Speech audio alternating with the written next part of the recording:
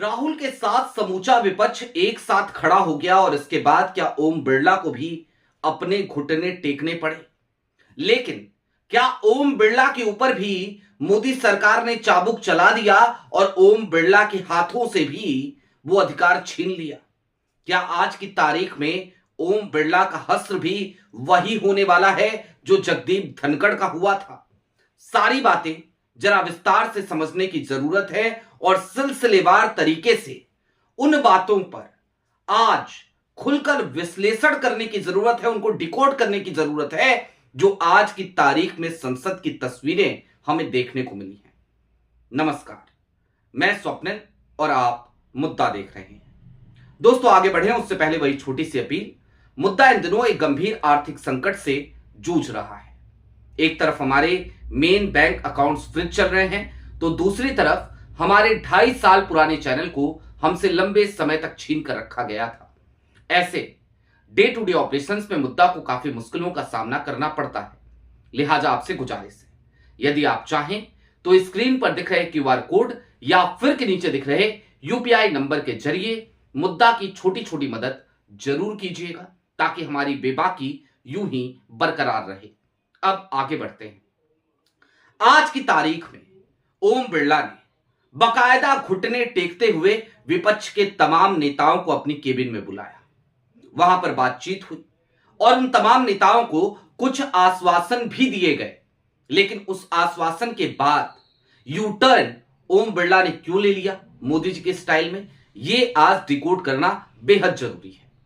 सबसे पहले आपकी स्क्रीन पर टीवी9 की एक खबर है और यह खबर आपको बताती है कि आज की तारीख में राहुल गांधी समेत तमाम विपक्षी नेताओं की ओम बिरला साहब से मुलाकात हुई और वहां पर ओम बिरला के सामने राहुल गांधी ने सीधे तौर पर कुछ पॉइंट्स रखे और कहा कि आपकी कमिटमेंट चाहिए कि हम इन मुद्दों को उठा सके। ओम बिरला ने उस वक्त पे कमिटमेंट कर भी दी और बाद में टीवी9 की इस खबर को एडिट लेकिन कर दिया गया। कब किया गया वो समझना हो अगर, तो फिर आपको राहुल गांधी की एक बाइट सुननी पड़ेगी। संसद के भीतर राहुल गांधी ने क्या कहा वो आपको सुनना पड़ेगा, लेकिन उससे पहले जरा ये डिकोड करने की ज्यादा जरूरत मुझे महसूस होती है कि आज की तारीख में ओम बिरला का हश्र उपराष्ट्रपति, पूर्व उपराष्ट्रपति जगदीप धनखड़ के जैसा ही होने वाला है क्या। और मैं ऐसा क्यों कह रहा हूं, क्योंकि जगदीप धनखड़ ने क्या किया था, जाहिर सी बात है जगदीप धनखड़ ने विपक्ष की बात सुन ली थी, विपक्ष के साथ एक सहमति बना ली थी और कहा था कि सत्ता और विपक्ष दोनों को एक साथ साधना ही मेरी जिम्मेदारी है बतौर स्पीकर, बतौर उपराष्ट्रपति, बतौर पदेन सभापति राज्यसभा के। और यही उनसे सबसे बड़ी गलती हो गई। आनन फानन में देर रात उनसे इस्तीफा लिखवा लिया गया और उपराष्ट्रपति आज तक अपने बंगले का इंतजार कर रहे हैं कि उनको उनका नया बंगला भला कब मिलेगा। आज की तारीख में भी किसी और के बंगले में रहने पर मजबूर हो चले हैं पूर्व उपराष्ट्रपति जगदीप धनखड़। ये हाल जगदीप धनखड़ का किया था इस मोदी सरकार ने। क्या ओम बिरला का भी हाल वही होगा? और ये मैं क्यों कह रहा हूं, आज की तारीख में राहुल गांधी जब सदन में अपनी बात रखने के लिए खड़े हुए तो किस स्थिति का उनको सामना करना पड़ा। ओम बिरला जाहिर सी बात है अपनी कुर्सी पर नहीं थे, वहां पर भारतीय जनता पार्टी की सांसद संध्या राय बैठी थी पीठासीन अधिकारी के तौर पर, और राहुल गांधी ने क्या कहा सुनिए एक बार। स्पीकर साहब के पास हम गए, मैंने member of the house went and speaker committed to us, personally committed to us, that I will be allowed to speak here and raise some points before the budget discussion. Now you are going back on your word, so I'd like to know, am I allowed to speak those points or not? सुना आपने राहुल गांधी ने क्या कहा। राहुल गांधी ने सीधे तौर पर यही कहा कि ओम बिरला साहब ने कमिटमेंट करी थी, स्पीकर साहब ने कमिटमेंट करी थी, क्या मैं वो पॉइंट्स रख सकता हूं। और जवाब में चेयर से कह दिया गया नहीं, बिल्कुल नहीं। यानी कि ओम बिरला जो स्पीकर हैं उनके कमिटमेंट के बाद भी आज की तारीख में सदन में राहुल गांधी अपनी बात नहीं रख पा रहे हैं। इससे ज्यादा आश्चर्य की बात भला क्या हो सकती है। लेकिन ये क्यों हो रहा है अब जरा उसको भी समझना जरूरी है। लेकिन उससे पहले, उन तमाम चीजों को डिकोड करें उससे पहले, मैं चाहता हूं अखिलेश यादव की पत्नी डिंपल यादव को आप एक बार सुन लीजिए। इंडिया ब्लॉक के लीडर्स, बड़े लीडर्स डिसाइड करेंगे।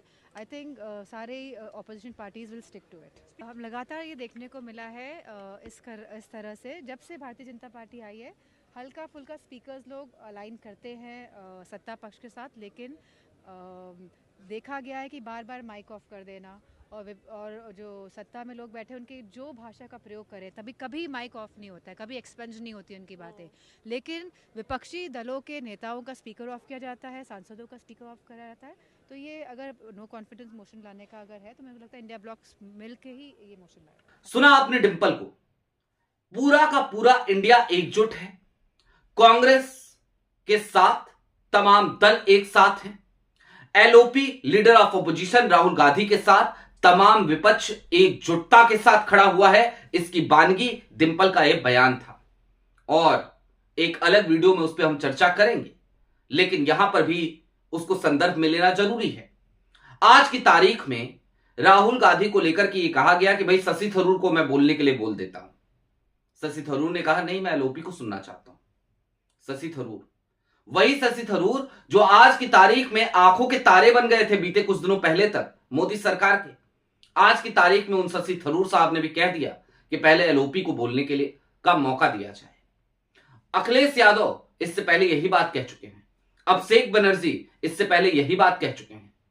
जब समूचा विपक्ष एकजुटता के साथ ये कह रहा है कि राहुल गांधी को बोलने दिया जाए, तो फिर भला सवाल कहां खड़ा होता है? और क्यों ना यह सवाल पूछा जाए कि आज की तारीख में मोदी सरकार क्यों नहीं चाहती कि राहुल गांधी सदन में उन बिंदुओं को उठाएं जिन बिंदुओं पर वो अड़े हुए हैं? क्योंकि सदन की कार्रवाई बाधित होती है तो इनके पेट में दर्द होता है। ये बार बार विपक्ष के ऊपर यह आरोप भी लगाते हैं कि सदन की कार्रवाई चलने नहीं दी जाती। उन सब के बावजूद आज की तारीख में क्या हुआ, क्यों हुआ, अब सिलसिलेवार तरीके से उन तमाम बयानों और खबरों के मद्देनजर उस चीज को समझने की कोशिश करते हैं। दरअसल राहुल गांधी के साथ तमाम विपक्ष के नेता आज की तारीख में वहां पहुंचे थे और वो सीधे तौर पर यही चाह रहे थे कि भाई अब बहुत हो गया, ये जो डिस्टर्बेंसेस चल रहे हैं ये काफी ज्यादा हो गया, अब कम से कम ये किया जाए कि बोलने का मौका राहुल गांधी को दिया जाए और उसके बाद चीजें आगे बढ़े। ओम बिरला साहब ने घुटने टेके। घुटने टेकने का बड़ा सीधा सा कारण यह था कि विपक्ष अविश्वास प्रस्ताव लाने पर अड़ गया था। ऐसे में क्या हुआ, संसद की कार्रवाई सोमवार को विपक्षी दलों के हंगामे के बीच स्थगित कर दी गई। संसद के भीतर इस संग्राम को रोकने के लिए स्पीकर ओम बिरला ने लोकसभा में विपक्ष के नेता राहुल गांधी समेत अन्य नेताओं के साथ बैठक की, खुद बुलाया, मीटिंग करी। इसमें यह भी बताया जा रहा था और बताया जा रहा था, क्या ये एक सच्चाई है कि समाजवादी पार्टी के मुखिया यानी कि अखिलेश यादव, टीएमसी सांसद अभिषेक बनर्जी और इनके अलावा बहुत सारे और भी विपक्ष के नेता इस बैठक में मौजूद थे। आधे घंटे तक इन सब की बातचीत होती रही और इस दौरान विपक्षी सांसदों ने स्पीकर के सामने कुछ मुद्दे रखे। मसलन राहुल गांधी ने कहा कि भाई नरवणे साहब की किताब को लेकर आपने बवाल काटा, लेकिन मैं चीन पे बात करना चाहता हूं। आज की तारीख में पीएम केयर फंड को लेकर के जिस तरीके की एक गाइडलाइन जारी कर दी गई है, मैं उस पर अपनी बात रखना चाहता हूं। स्पीकर ने क्या कहा इन तमाम सांसदों से, विपक्ष के तमाम नेताओं से, वो बड़ा मायने रखता है। उन्होंने कहा कि मैं सत्ता पक्ष से एक बार बात करूंगा और उसके बाद मैं आपको इन तमाम मसलों पर बातचीत करने की, अपनी बात रखने की सहमति दे दूंगा। यह बात आज ओम बिरला ने कही इन तमाम सांसदों से।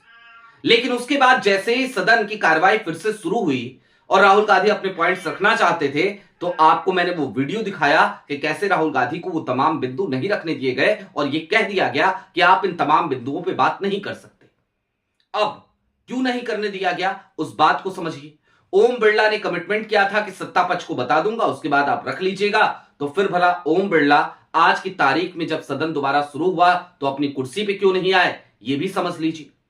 दरअसल ओम बिरला आज की तारीख में दो तरफा मार झेल रहे हैं।